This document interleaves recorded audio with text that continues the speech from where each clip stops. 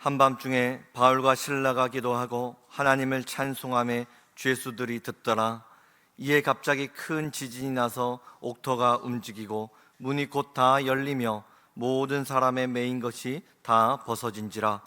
간수가 자다가 깨어 옥문들이 열린 것을 보고 죄수들이 도망한 줄 생각하고 칼을 빼어 자결하려 하거늘 바울이 크게 소리질러 이르되 내 몸을 상하지 말라, 우리가 다 여기 있노라 하니 간수가 등불을 달라고 하며 뛰어들어가 무서워 떨며 바울과 실라 앞에 엎드리고 그들을 데리고 나가 이르되 선생들이여, 내가 어떻게 하여야 구원을 받으리이까 하거늘 이르되 주 예수를 믿으라, 그리하면 너와 내 집이 구원을 받으리라 하고 주의 말씀을 그 사람과 그 집에 있는 모든 사람에게 전하더라. 그 밤 그 시각에 간수가 그들을 데려다가 그 맞은 자리를 씻어주고 자기와 그 온 가족이 다 세례를 받은 후 그들을 데리고 자기 집에 올라가서 음식을 차려주고 그와 온 집안이 하나님을 믿음으로 크게 기뻐하니라. 아멘. 모델과 영화배우로 활동하고 있는 에이미 멀리슨이라는 여성을 아십니까? 강연을 통해서 선한 영향력을 펼치며 너무나 멋진 인생을 살고 있거든요. 저렇게 완벽해 보이는 여성이지만 태어날 때 심각한 장애를 안고 태어났습니다. 태어날 때부터 종아리에 뼈가 없는 아주 어려운 장애를 안고 태어났는데요, 의사 선생님이 아이가 태어나자마자 아이를 포기할 것을 권면을 해버린 겁니다. 뼈가 없기 때문에 이 아이는 절대로 걸을 수도 없다고, 심지어 평범한 일상생활조차도 너무나 힘겨우니까 좀 그런 해서는 안 되는 그 최악의 상황들을 다 이야기하는 거예요. 그러니까 부모님이 그 이야기를 듣고 막 가슴이 찢어지는 거죠. 그런데 이 부모님이 그 아이를 포기하지 않는 거예요. 자녀를 볼 때마다 긍정적인 말을 하고 자존감을 높여주고 사랑으로 양육하기 시작합니다. 그 부모님의 따뜻한 사랑을 계속 에이미 멀리슨이 받으면서 생각이 달라지기 시작하는 거예요. 그리고 한 가지 결단을 합니다. 나는 여기에서 포기하지 않는다. 나는 인생의 한계를 뛰어넘겠다. 그리고 다리에 의족을 끼고 걷는 연습을 하기 시작합니다. 걸어보려고 하니까 막 살이 막 짓물러서 피가 나고 막 곪기도 하고 막 통증이 찾아오는 겁니다. 옆에서 보는데 막 부모가 보는데 너무너무 안쓰러운 거예요. 그냥 포기할까 싶은데 고통이 커지자 더 큰 꿈을 꾸어버리는 거예요. 나는 육상 선수가 되겠다. 너무 현실과 꿈의 괴리가 너무나 크잖아요. 부모도 믿을 수 없었거든요. 그런데 의족을 끼고 달리기 연습을 하는 겁니다. 다리가 썩기도 하고 막 곪기도 하는데 계속 그 어려움들을 직면해 나가는 거예요. 매일매일이 한계를 직면해야 되는 이 고통의 연속이었습니다. 그런데 육상 선수가 되겠다, 이 꿈을 포기하지 않습니다. 그 고통과 맞서서 훈련을 하는 거예요. 1년, 2년, 5년, 10년을 연습을 합니다. 그렇게 훈련을 마치고 1996년 애틀랜타 패럴림픽 육상 경기에 출전을 했습니다. 그리고 그 경기에서 세계 신기록을 세웁니다. 피플지는 세상에서 가장 아름다운 50인 중에 한 사람으로 저 에이미 멀리슨을 선정했습니다. 누구나 인생의 역경을 만납니다. 문제가 없는 사람이 없습니다. 그러나 문제 그것 자체가 문제가 될 수 없어요. 어떻게 바라보고 해결해 나가느냐, 이게 더 중요한 것입니다. 문제를 대하는 인생의 믿음의 태도에 대해서, 자세에 따라서 우리의 미래는 달라집니다. 인생의 장벽을 만났습니까? 인생의 어두운 밤 가운데 넘어져 있습니까? 믿음은 우리의 인생을 뒤집는 하나님의 능력입니다. 역전의 은혜가 있습니다. 역전의 승리가 있습니다. 복음은 인생의 어두운 밤을 희망으로 바꾸는 하나님의 축복입니다. 인생의 밤을 희망으로 바꾸는 하나님의 축복. 오늘 본문에 등장하는 바울과 실라는 저 인생의 밤을 희망으로 바꿔주시는 하나님의 엄청난 축복을 누립니다. 그런데 이러한 축복을 누리기까지 하나님이 사용하셨던 세 가지 믿음의 도구가 있는데, 그 믿음의 도구를 이 시간 말씀을 전하고자 합니다. 인생의 밤을 희망으로 뒤집는 첫 번째 축복은 고난을 받아들이는 믿음입니다. 우리 같이 한번 따라 합시다. 고난을 받아들이는 믿음. 바울과 실라는 하나님의 부르심을 받아서 빌립보로 향하게 됩니다. 저 빌립보가 중요한 것이 저 빌립보 지역이 교두보가 되어서 이제 유럽 선교의 문이 열리게 되는 것입니다. 하나님은 바울과 실라를 빌립보로 보냈고 그들은 순종하며 복음 사역을 감당해 갑니다. 기도하고 성령의 능력을 받아야 되기 때문에 기도하려고 올라가고 있는데 귀신 들려서 점치는 여종을 만나게 됩니다. 이 점쟁이가 바울과 실라가 가는 데마다 막 소리를 질러버리니까 이 복음 사역을 감당할 수 없잖아요. 그래서 바울이 성령 충만하니까 나사렛 예수 그리스도 이름으로 명령한다. 더러운 귀신아 떠나갈지어다. 귀신이 딱 떠나가 버렸어요. 여종이 이제 자유를 얻게 된 거고 자유를 얻게 되었는데 이게 문제가 돼버립니다. 귀신이 떠나버리니까 이 여종이 점을 칠 수가 없었던 거죠. 그것으로 인해 수익을 받던 사람들이 이 사업장이 다 망가지게 생겨버린 거예요.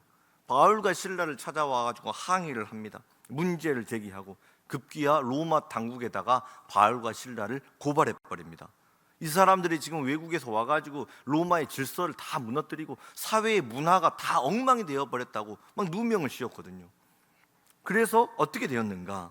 본문 22절과 24절 무리가 일제히 일어나 고발하니 상관들이 옷을 찢어 벗기고 매로 치라 하여 많이 친 후에 옥에 가두고 간수에게 명하여 든든히 지키라 하니 그가 이러한 명령을 받아 그들을 깊은 옥에 가두고 그 발을 착고에 든든히 채웠더니 바울과 실라가 맞았던 매는 태형입니다. 로마의 태형에는 그 제한이 없습니다. 상관이 정지 이 명령이 있기 때까지 무제한적으로 때리는 게 로마의 태형이었습니다. 그러니까 바울과 실라가 무자비하게 막 맞는 거예요. 살이 다 찢어지고 뼈가 으스러지고 맞다가 기절을 해버립니다. 겨우 숨만 붙어 있을 정도로 그렇게 매질을 당합니다. 그 후에 깊은 감옥에 갇혀지게 되거든요. 로마의 감옥은 세 개로 나눠져 있습니다. 경범죄를 지은 사람들을 가두는 바깥에 있는 외옥이 있습니다. 이건 가택연금이거든요. 그래서 사도행전 28장을 보면 사도 바울이 자기 집에 셋집에 머물면서 이틀 동안 복음을 전했다. 이게 가택연금을 당했다는 거예요. 중범죄를 저지르는 죄수를 가두는 내부에 있는 감옥이 있고요. 마지막으로 무기수, 사형수들을 가두는 지하 감옥이 있는데 이 지하 감옥에다가 가다 버린 거예요. 무자비한 태형을 맞고 기절을 했는데 쇠사슬로 묶어버립니다. 그리고 지하 감옥에 던져지게 된 것이죠. 사실 바울은 유럽 선교를 원하지 않았습니다. 그는 아시아로 복음을 전하기 위해 선교 계획을 다 세워놨거든요. 그런데 기도를 하는데 하나님이 환상을 보여주신 거죠. 성령님이 마게도냐에서 사람이 와서 우리 좀 도와주세요. 우리 좀 도와주세요. 이 환상을 하나님이 보여주셔서 그래서 선교 계획을 수정하고 빌립보로 간 겁니다. 유럽 선교를 계획을 한 것이죠. 성령의 음성 듣고 가다가 귀신 들린 사람이 있으니까 예수님 이름으로 추방해 버렸습니다. 하나님의 영광을 높였다는 거죠. 잘못된 게 없어요. 그런데 지금 그들에게 주어진 결과가 무엇입니까? 심한 매질을 당하고 쇠사슬에 묶여버리고 내일 죽을지 한 달 후에 죽을지 알 수 없는 이 사형수가 되어가지고 지하 감옥에 갇혀져 버린 거. 여러분 이 상황을 어떻게 설명할 수 있습니까? 아픈 만큼 사랑한다 이 다큐멘터리 영화가 있습니다. 우리 박누가 선교사님 필리핀 선교 사역을 다룬 영화이거든요. 한국에 있었으면 촉망받는 미래로 의사가 되어서 미래가 보장된 인생을 살 수 있었습니다. 그런데 그 성공을 다 내려놓고 필리핀으로 의료 선교를 떠납니다. 낡은 버스 하나를 의료 버스로 개조해가지고 필리핀에 있는 이 빈민 지역을 찾아다니면서 치료를 합니다. 열악한 환경 속에서 선교를 하다 보니까 장염, 장티푸스, 황열, 수많은 전염병에 다 감염이 됩니다. 그런데도 선교를 포기하지 않는데 하나님 좀 지켜주시면 좋은데 안타깝게도 췌장 암에 걸려버린 거예요. 이제는 움직일 수도 없어서 한국으로 돌아와가지고 이제 항암 치료를 받습니다. 근데 그 모습을 보면서 믿지 않는 사람들이 얼마나 조롱을 하는지 몰라요. 그러게 한국에 있지 뭐 하려고 필리핀까지 가가지고 하나님 믿는다고 하더니 꼴 좋다 이렇게 돼버렸구나. 고통스러운 삶이 우리 신앙생활의 결과라면 우리가 교회를 왜 다녀야 됩니까? 하나님을 왜 믿어야 됩니까? 막 악한 말들을 쏟아내요. 세상의 관점으로 보면 하나님 붙잡고 달려왔던 우리의 믿음의 여정들이 초라하게 느껴지는 것이죠. 교회에 충성하고 하나님 말씀 붙들고 살아갔는데 어려움을 만날 때 우리의 신앙이 넘어지는 사람들이 있지 않습니까? 오히려 이게 문제가 돼가지고 막 교회를 떠나버리는 사람도 있다는 거죠. 그럼 왜 그렇습니까? 복음 안에서 여러분이 정말로 원하는 것이 무엇인지 진지하게 고민해 보십시오. 예수님을 믿고 하나님의 자녀가 되었는데 여러분은 예수님에게 무엇을 기대하고 있습니까? 복음은 인생의 성공을 약속하지 않습니다. 물질의 풍요로움과 형통한 삶을 보장하지도 않습니다. 그런데 복음을 통해서 인생의 풍요로움을 얻고자 하는 사람들이 교회로 몰려들었던 거죠. 그래서 그들은 어려움을 만나고 고난을 만나면 신앙을 잃어버립니다. 여러분, 복음의 본질이 무엇입니까? 우리가 예수님을 붙잡고 살아간다는 것, 이거의 본질적인 의미가 어디에 있습니까?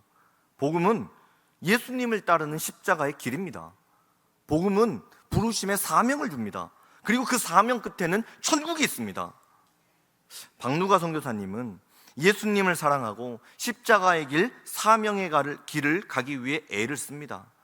암투병을 해보니까, 몸이 아파 보니까 이 육신의 질병이 얼마나 견디기 힘든 고통인지를 알게 된 거죠. 그런데 본인이 아파 보니까 필리핀에서 아무런 의료 지원도 받지 못하고 고통당하는 그 사람들이 얼마나 아팠을까, 그 고통이 그제서야 마음에 느껴졌던 겁니다. 그래서 하나님께 기도합니다. 하나님, 제가 아픈 만큼 필리핀 사람들을 사랑하게 하여 주옵소서. 제가 아프면 아플수록 더 많이 그들을 품고 사랑하게 하여 주옵소서. 그리고 항암 치료를 받다가 치료를 중단합니다. 다시 비행기를 타고 필리핀 선교 의료를 하기 위해 떠나갑니다. 그렇게 현지인들을 가슴에 품고 예수님의 사랑을 전하다가 2018년 8월 26일 하나님 품에 안겼습니다. 다 끝난 것 같습니다.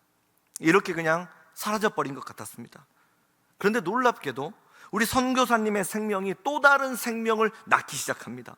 선교사님의 생명이 하나의 미랄의 씨앗이 되어서 그 선교사님의 생명 가운데 새로운 복음의 역사들이 필리핀 지역에 일어나기 시작했습니다. 그 은혜의 현장을 영상으로 함께 보겠습니다. Sipon tapos ito po, salamat po sa kanya. Yung may-ari po ng simbahan po to, si Dr. Park po. Salamat po sa kanya dahil po nagawa po itong simbahan na ito. Siyempre malungkot din kami kasi wala na siya. Marami siyang natutulungan ditong kagaya namin. Ganyan, mabait siya eh. Wala kaming masabi sa kanya. Tuwing lalapit kami, hingi kami ng gamot, bibigyan niya kami basta meron. Yun lang. I'm sad. I miss him. And I think always Dr. Park always here to see children. 마음을 다해 하나님을 사랑했기에 아무도 가지 않는 땅 끝으로 향했던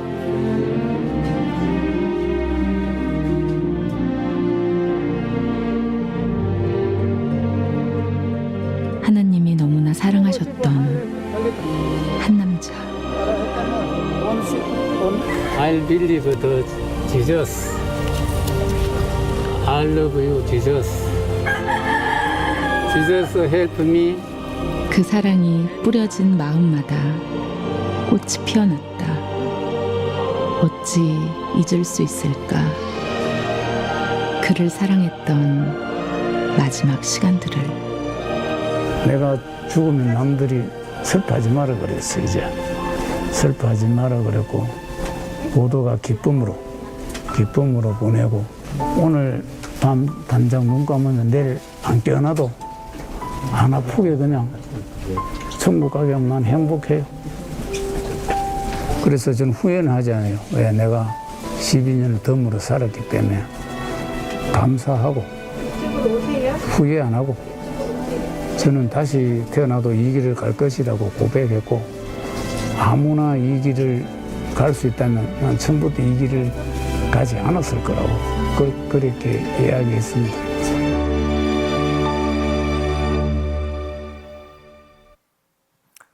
아무나 예수님을 따르는 길을 갈 수 있다면 나는 처음부터 가지 않았을 거라고. 주님, 아픈 만큼 사랑하게 하시고 더 아플수록 더 많이 사랑하게 하여 주옵소서. 이 선교사님의 기도가 제 마음에 깊은 감동이 되었습니다. 그리스도인은 사명의 길을 걸어가는 사람입니다. 세상이 조롱하고 비웃을 때 우리가 진정으로 인정받아야 할 분은 하나님이심을 바라보고 예수님을 바라보십시오. 믿음의 길, 십자가의 길, 사명의 길을 걸어가다 넘어진 분이 있습니까? 마음이 무너지고 몸이 망가지고 관계가 깨져서 절망한 분이 있습니까? 그러나 천국에서 예수님이 나를 안아주시는 그 순간 모든 상처와 눈물은 씻겨져 내려갑니다. 지금의 아픔과 고난과는 비교할 수 없는 영광스러운 천국의 면류관이 예비되어 있습니다. 우리 예수님 십자가에 달려 죽으셨습니다. 그러나 주님은 3일 만에 죽음의 권세를 깨뜨리시고 사탄의 머리를 박살내시고 3일 만에 부활하셨습니다. 그리고 지금 그 너무나 영광스러운 하나님 보좌 우편에 앉아 계셔서 두 팔 벌려 우리를 기다리고 계십니다. 그 예수님을 바라보십시오. 그 천국의 면류관을 바라보십시오. 그 영광스러운 하나님 바라보며 하나님이 우리에게 맡겨주신 그 소명을 기억하는 겁니다. 여러분, 구역의 자리를 기억하십시오. 교사의 자리를 기억하십시오. 섬김과 봉사의 자리를 기억하고 다시 한번 일어나십시오. 부르심 끝에 구원의 문이 열립니다. 천국의 문이 열립니다. 영광의 면류관이 있습니다.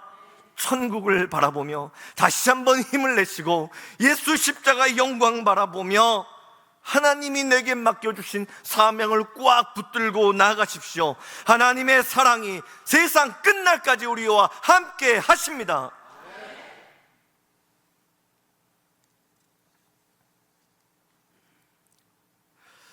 인생의 밤을 희망으로 바꾸는 두 번째 축복은 하나님을 바라보는 믿음입니다. 우리 같이 선포합시다. 하나님을 바라보는 믿음. 바울과 실라 감옥에 갇혀서 인생의 깊은 밤을 만납니다. 이들은 이 어려움을 어떻게 해결해 갈까요? 본문 25절입니다. 한밤중에 바울과 실라가 기도하고 하나님을 찬송하며. 저기 한밤중에 원어를 보면은 자정을 의미합니다. 12시를 의미하죠. 심한 매질을 당하고 또 막 쇠사슬에 묶여버렸으니까 그날 잠을 자기가 굉장히 어려웠을 겁니다. 그런데 인생의 가장 깊은 절망의 시간, 바울과 실라는 기도하고 하나님을 찬양합니다. 성경에 기록되어 있으니까 찬양했나 보지. 바울 정도 되니까 바울이니까 기도를 했나 보지. 여러분, 이게 아닙니다. 너무 억울하면 기도가 안 나오죠. 마음이 힘들면 찬양이 나오지 않습니다. 그냥 숨이 턱까지 막히지 않습니까? 그런데 바울과 실라는 어떻게 그 어려움 속에서 기도하고 찬양을 할 수 있었을까요? 2020년 도쿄올림픽에서 높이뛰기 우상혁 선수가 2m 35cm를 뛰어넘으며 한국 신기록을 경신했습니다. 와, 어떻게 저렇게 몸을 뒤집어서 높이 뛸 수 있을까 궁금해서 한번 찾아봤거든요.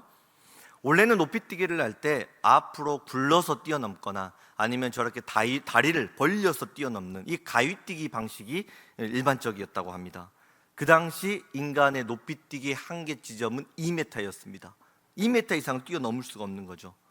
그런데 1968년 멕시코 올림픽 당시 미국의 딕 포스베리가 발을 등 뒤로 뛰어넘어 머리로 착지하는 배면뛰기 기술을 선보입니다. 놀랍게도 2m 24cm를 뛰어넘으며 올림픽 신기록을 세우고 금메달을 목에 걸었습니다. 그 이후로 배면뛰기 방식이 널리 사용되었고 저 기술을 포스베리 플롭이라고 부르기 시작합니다. 땅을 바라보며 뛰어넘으려 했던 장애물은 하늘을 바라봤을 때 그 한계점을 뛰어넘을 수 있었던 것이죠. 영적인 원리도 동일합니다. 땅을 보면 장애물을 바라보면 넘어집니다. 그러나 하나님을 바라보면 소망의 문이 열립니다. 인생의 고난, 어둠의 밤이 찾아왔다면 여러분 하나님을 바라보십시오. 우리가 바라보는 하나님 어떤 분이십니까? 여호와 라파 치유의 하나님, 여호와 샬롬 평강의 하나님, 여호와 니시의 승리의 하나님, 여호와 삼마 언제나 그곳에 계시는 신실하신 하나님이십니다. 치유의 하나님 바라보면 육신의 질병은 떠나갑니다. 평강의 주를 바라보면 혼돈은 떠나갑니다. 승리의 하나님 바라보면 사탄의 계략은 무너집니다. 나와 함께 하신 주를 바라볼 때 어둠의 영은 떠나갑니다. 수많은 문제가 있다 하더라도 우리를 인도해 주시는 구원의 문, 십자가의 문, 하늘의 문은 활짝 열려져 있습니다. 땅을 바라보며 뛰어넘으려 했던 장애물, 하나님을 바라보면 한계를 뛰어넘을 수 있습니다. 바울과 실라, 이 놀라운 영적인 비밀을 알고 있었습니다. 그래서 믿음의 눈을 들어서 하나님을 바라보고 기도하고 찬양을 합니다. 평안에서 찬양을 했던 것이 아닙니다. 찬양을 드릴 때 하나님이 주시는 평안이 무엇인지 알았기에 이들은 힘을 다해서 찬양을 했던 것입니다. 감사해서 기도했던 것이 아니었어요. 기도를 할 때만 주어지는 기도의 권능이 무엇인지 알았기에 이들은 힘을 다해서 기도를 했던 것입니다. 평안에서 예배, 기쁨이 넘쳐서 예배를 했던 것이 아니었어요. 예배를 드릴 때만 부어주는 천국의 은혜가 무엇인지 알았기에 그들은 사력을 다해 그 감옥에서 하나님 앞에 엎드려 예배하기 시작합니다. 바울과 실라가 인생의 밤중에 했던 기도와 찬양은 그냥 습관적으로 했던 기도, 그런 찬양이 아닙니다. 온 사력을 다해 땀을 뻘뻘 흘리면서 마음을 집중해서 하나님 아니면 내가 살 수 없다고, 하나님 아니면 내가 이 고통을 견뎌낼 수 없다고, 하나님 좀 도와주시라고, 하나님 좀 붙들어 주시라고 마음을 다해 올려드렸던 기도와 찬양이었습니다. 그들은 지금 영적인 전쟁을 하고 있었다는 거예요. 육적인 고통, 마음의 불안함, 내일 죽을지도 모르는 그 사형, 이것에 대한 염려가 있었지만 그 모든 감정을 십자가 앞에 내려놓고 하나님께 집중합니다. 힘을 다해 하나님 앞에 엎드려 기도하고 마음을 다해서 하나님 제발 좀 도와주시라고 뜨겁게 하나님의 영광을 갈망하며 찬양을 했던 거예요.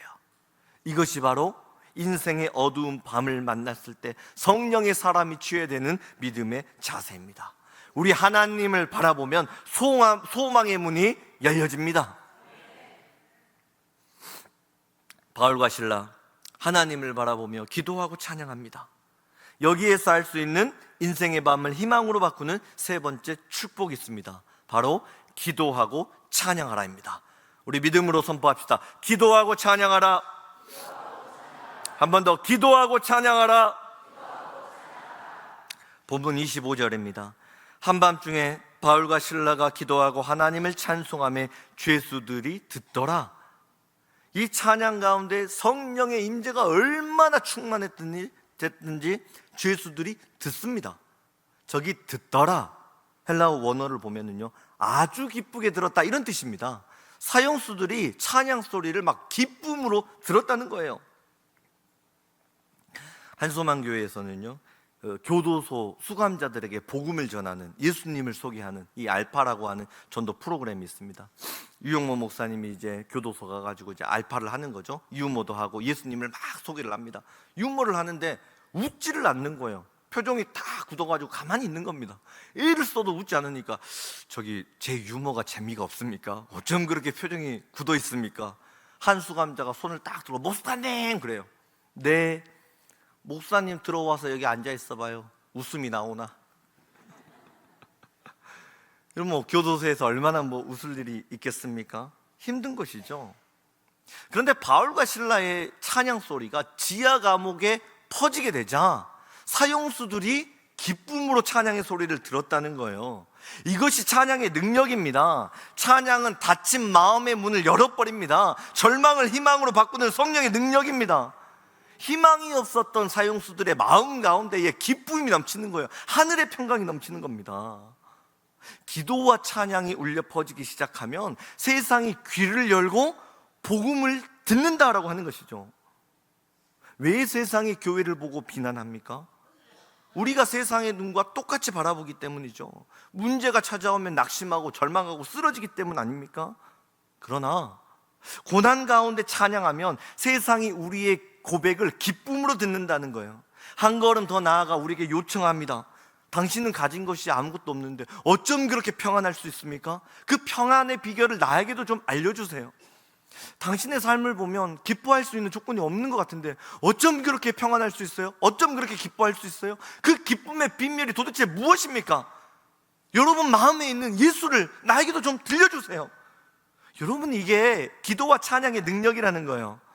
기쁨을 잃어버린 분이 있습니까? 낙심하고 넘어져 있는 분이 있습니까? 찬양의 다리로 달려오십시오. 기도의 자리로 달려오십시오. 기도와 찬양이 울려 퍼지는 곳에 복음의 역사는 펼쳐집니다. 정말로 우리가 살아가고 있는 이 시대가 어두운 한밤 아닙니까? 뉴스를 봐도, 주변을 봐도 어느 것 하나 희망을 보여주는 모델이 없어요. 새벽부터 밤까지 뉴스를 틀어나 보면 온통 죄 지은 소리, 비리 소리, 서로 상처 주고 싸우고 물고 뜯고 온갖 우리의 마음을 다 찢어버리는 그런 어두운 세상 아닙니까? 여러분, 이 어두운 시대 속에 누군가는 희망을 선포해야 되지 않겠습니까? 누군가는 위로의 소식을 전해야 되지 않겠습니까? 누군가는 복음의 영적인 모델을 보여줘야 되지 않겠습니까? 하나님이 우리 예봉교회를 희망을 선포하는 아름다운 성령의 교회로 일으켜 세우실 줄로 믿습니다. 그래서 인천 지역에 있는 이 주변에 있는 사람들이 우리 교회를 보면 힘이 생겨나고 희망이 생겨나고 인생의 꿈이 생겨나고 인생의 비전이 생겨나는 이 시대, 이 지역을 이끌어가는 인천 지역을 대표하는 성령의 교회로 하나님이 축복해 주실 줄로 믿습니다. 이것을 위해 우리가 해야 되는 것은 무엇이냐면 어두운 밤 가운데 모여서 기도하는 일입니다. 절망 가운데 모여서 희망을 선포하고 하나님을 찬양하는 믿음의 역사입니다. 이것을 위해 준비하는 게 여러분 인생 특밤 기도회 아닙니까? 여러분, 저 플랜카드를 보면 우리의 인생이 뒤집어진다 걸개를 걸지 않았습니까? 저 5일 동안 진행되어지는 인생 특밤 기도회가 정말로 여러분의 인생을 뒤집을 수 있다고 여러분 믿어지십니까? 저는 잘 믿지 못하겠습니다. 사실 두려움이 큽니다. 염려도 많이 있고. 이현일 목사는 못합니다. 저한테는 그만한 능력이 없습니다. 애를 써서 설교를 준비하고 있지만 제 설교로는 여러분의 인생을 바꿀 능력이 없습니다. 그러나 우리 하나님 함께 하시면 가능합니다. 성령이 임재해 주시면 우리의 인생이 뒤집어지는 역전의 승리가 펼쳐지는 것입니다. 그래서 우리는 밤마다 모여 기도해야 되고 찬양하며 하나님의 임재를 갈망하는 것입니다. 주여 임재하여 주시옵소서. 성령님 기름 부어 주시옵소서. 능력으로 붙들어 주시옵소서. 우리는 기도로 닫힌 문을 여는 사람들입니다. 찬양으로 이 시대의 희망을 선포하는 사람들입니다. 인생의 수고롭고 무거운 짐을 안고 인생 특밤 기도회로 달려오십시오. 마음껏 기도하세요. 마음껏 찬양하세요. 복음으로 여러분의 인생이 뒤집어지는 역전의 은혜가 펼쳐집니다. 하나님이 주시는 이 믿음의 역사, 우리의 인생이 뒤집어지는 이 놀라운 역전의 승리, 구체적으로 무엇인지 본문 26절입니다. 이에 갑자기 큰 지진이 나서 옥터가 움직이고 문이 곧 다 열리며 모든 사람의 매인 것이 다 벗어진지라. 성경을 보면 하나님의 임재를 상징하는 표현들이 나오는데 그 중에 한 가지가 지진입니다. 바울과 실라가 찬양을 하자 하나님의 임재가 그 감옥 가운데 강력하게 지진으로 임재하셨던 겁니다. 하나님이 지진으로 임재하시다 감옥의 터가 흔들려 버립니다. 닫혀 있었던 모든 감옥의 문들이 열려지고 사람을 얽매였던 쇠사슬이 끊어져 버립니다. 기도와 찬양이 울려 퍼지면 하늘의 문이 열립니다. 인생의 감옥이 열립니다. 저주의 쇠사슬은 끊어집니다. 성령의 임재 가운데 모든 결박은 풀어집니다. 더 놀라운 축복은 무엇인가? 바울과 실라의 감옥문만 열린 것이 아니었어요. 찬양이 울려 퍼졌던 모든 감옥의 문들이 다 활짝 열려져 버립니다. 찬양이 울려 퍼지는 우리 모든 삶의 영역 속에 죄와 사망의 권세는 끊어집니다. 여러분의 가정에 찬양이 울려 퍼지게 하세요. 자녀들의 삶 가운데 감사의 고백이 들려지게 하세요. 전도 대상자에게 믿음의 고백이 들려지게 하세요. 예수님을 자랑하세요. 복음을 자랑하세요. 복음을 선포하세요. 하나님이 임재해 주십니다. 우리 주님 임재해 주시면 마음의 억압은 떠나갑니다. 질병이 떠나갑니다. 저주가 끊어집니다. 하늘의 문이 열립니다. 축복의 문이 열립니다. 평안의 문이 열립니다. 기도와 찬양이 울려 퍼지는 곳마다 구원의 능력은 펼쳐집니다. 할렐루야.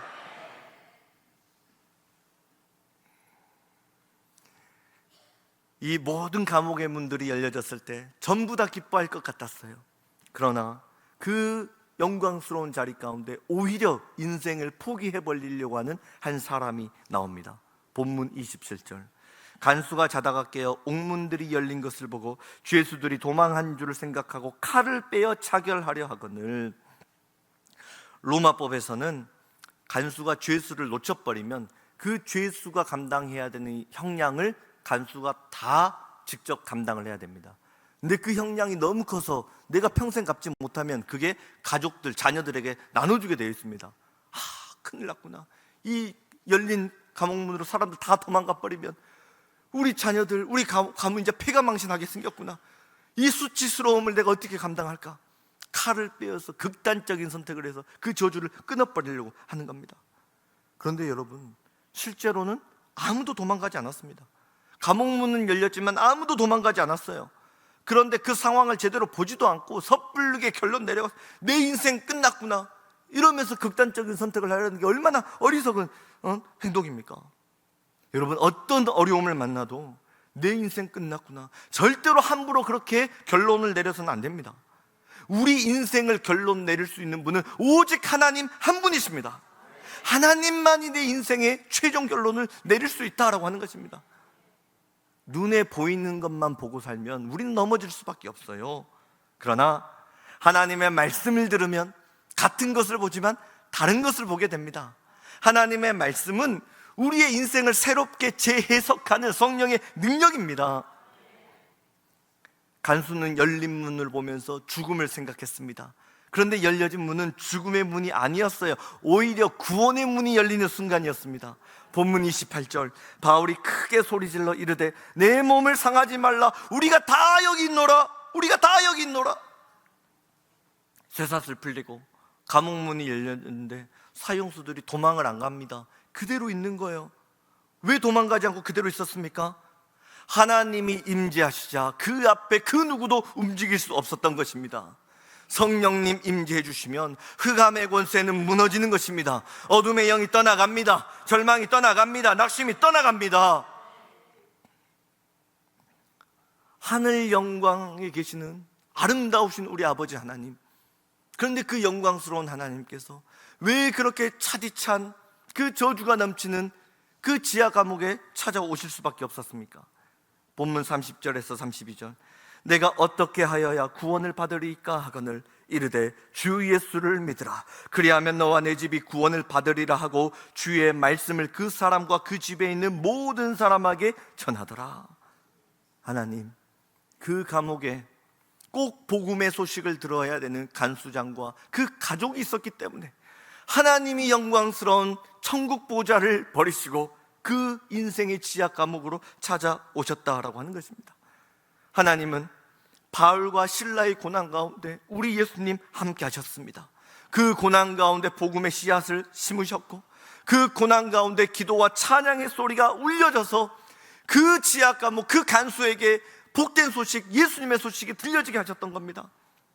하나님은 바울과 실라가 억울하게 당해야만 했던 그 고난을 낭비하지 않았습니다.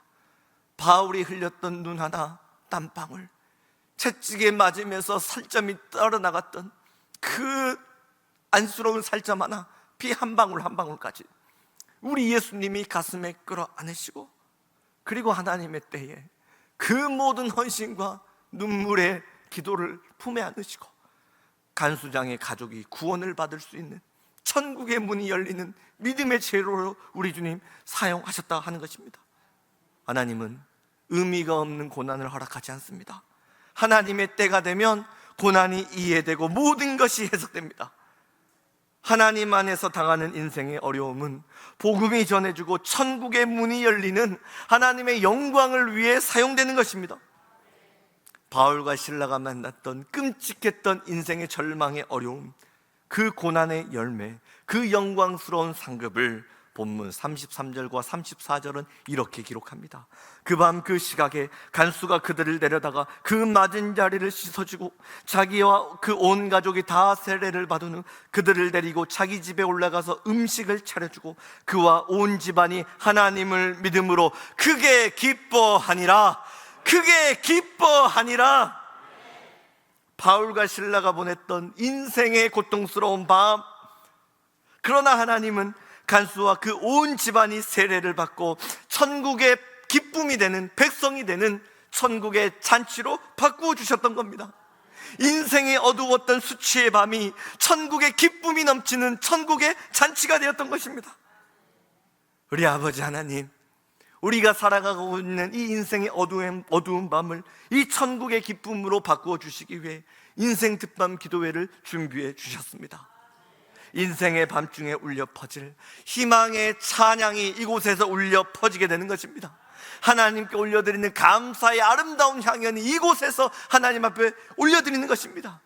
그 기도회, 그 예배와 함께 우리의 고통의 문제는 해석되어지고 하나님의 선하신 뜻과 우리 인생을 향하신 하나님의 놀라운 비전이 내일부터 이 성전에서 펼쳐집니다. 모든 것이 막혀 있어도 찬양이 울려 퍼지면 천국의 문은 열려집니다. 감사의 기도가 하나님 앞에 올려드리면 하나님이 위로를 부어주십니다. 희망을 주십니다. 평강을 주십니다.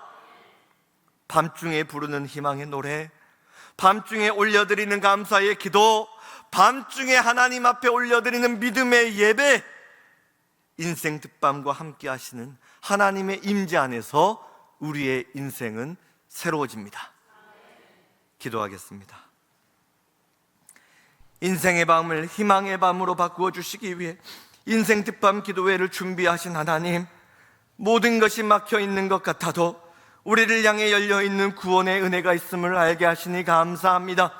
능력의 하나님 바라보며 다시 힘차게 일어나 믿음으로 승리하는 삶을 살게 하여 주옵소서.